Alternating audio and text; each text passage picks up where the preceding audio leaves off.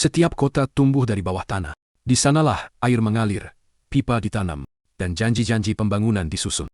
Tapi di atasnya, aspal mulai retak. Bekas galian dibiarkan terbuka, tambalan tak rata, dan genangan jadi pemandangan harian. Kota Yogyakarta yang dikenal tertib dan hangat, kini menyimpan luka kecil di setiap jalannya. Luka yang bukan karena waktu, tapi karena cara membangun. Proyek penggalian saluran air, baik milik PDAM maupun drainase kota, sejatinya bertujuan baik. Air bersih harus disalurkan. Saluran hujan harus diperlebar. Namun, di banyak titik, proyek selesai tanpa pemulihan sempurna. Bekas galian menimbulkan kerusakan jalan, menurunkan kenyamanan warga, bahkan mengganggu arus lalu lintas. Ya, saat ini saya berada di perempatan Gondomanan, di mana tepat salah satu titik proyek penggalian jalan di Kota Jakarta dimulai. Nah, tepat di belakang saya ini terdapat salah satu tambalan yang tulisannya itu ada PDAM, yang menunjukkan bahwa proyek itu dilakukan oleh PDAM. Dapat kita lihat juga bahwa hasil dari proyek itu yang menyisakan tambalan yang hasilnya sangat memprihatinkan, di mana para pengguna jalan merasakan sedikit guncangan ketika melewati di atasnya. Di bawah jalan-jalan kota, pipa-pipa air bersih ditanam. Pekerjaan ini dilakukan oleh PDAM, perusahaan daerah air minum, yang bertugas memastikan air sampai ke rumah-rumah warga. Proyek pemasangan atau perbaikan jaringan pipa memang penting, tapi prosesnya tak sederhana. Jalan harus digali, aspal dibuka, lalu pipa ditanam. Masalah muncul ketika lubang itu tidak ditutup kembali dengan benar. Bekas galian dibiarkan menganga, tambalan asal-asalan, atau jalan rusak kembali dalam hitungan hari.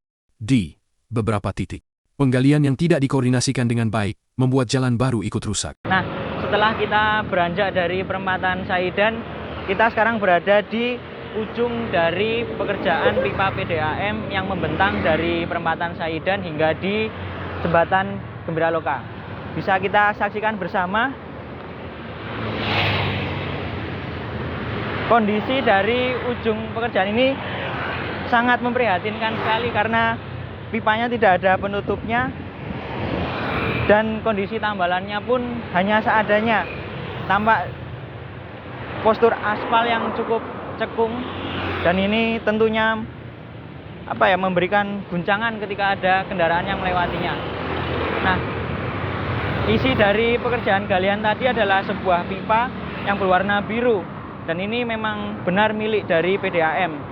Nah, jadi dari perempatan Saidan tadi, penggalian ini berlangsung sejauh kurang lebih 3,5 km, dan ujungnya ada di sini di Jalan Kusuma Negara, tepatnya di sebelah jembatan Gembira Loka.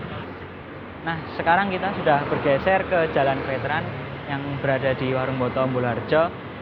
Sama seperti sebelumnya, ada bekas galian pekerjaan jalan, namun bedanya dengan yang tadi, kalau yang tadi itu pipa PDAM, yang di sini tertulisnya adalah saluran PU PKP, yang dimana itu merupakan saluran air hujan drainase di Kota Yogyakarta yang dibawahi oleh Dinas Pekerjaan Umum, Pemukiman, dan Perumahan.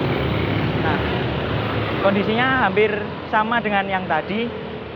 Tambalan ada di mana-mana, kemudian terlihat juga ada gap dari aspal asli dengan tambalan yang ada. Dan hal ini tentunya menjadi sebuah, seperti ini, sangat berisiko bagi pengendara yang melintasi di atasnya karena perbedaan tinggi aspal tersebut.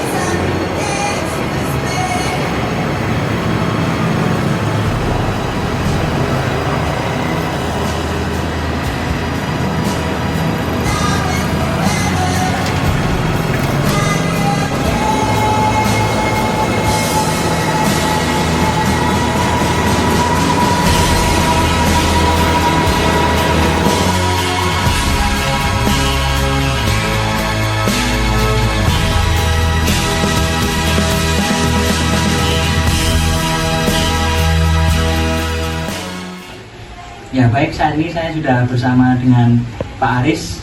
Beliau ini selaku driver ambulan yang sehari-harinya pasti berhadapan dengan jalanan yang ada di Kota Jakarta.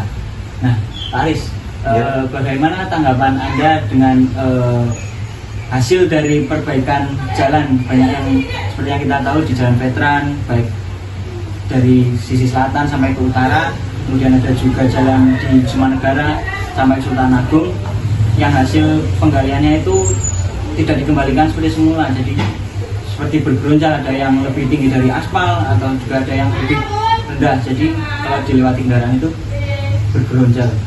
Tanggapan dari Pak Aris bagaimana sebagai driver ambulan yang siap melintasi? Ya, terima kasih ya, Mas. Memang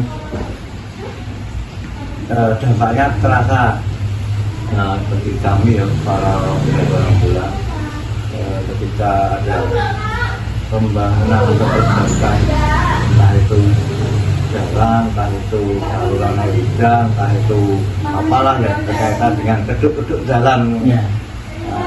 Memang selama ini setiap kali terjadi aktivitas tersebut, kelemahannya memang di perbaikan semula. Jadi semula yang jalannya itu memang halus mulus, ketika terkena dampak suatu proyek nanti kembali ini berkesan tak belum ini. Paling enggak itu mesti tidak rata pasti ya. Kalau nggak turun naik, padahal turun atau naik berapa senti, setengah senti aja bagi kami terasa prosong brundale. Kasihanlah ketika kami membawa pasien-pasien, terutama pasien fraktur ya, yang misalnya kayak patah-patah tulang atau mungkin ada pasien-pasien saraf kejepit, itu kan kadang ada guncangan mereka sakitan itu, Mas. Kalau dari Pak Aris sendiri bagaimana sebenarnya harapannya? Kalau sebenarnya kita juga membutuhkan proyek itu karena ada dampak baiknya juga, seperti pembuatan saluran air hujan. Kalau tidak dibuatkan nanti jalanannya banjir.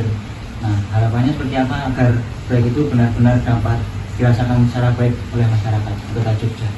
Ya, harapannya itu kan ya, uang Jawa bilang ya, orang Jawa ngomong itu ya dari apik teko apik mulai apik akhir.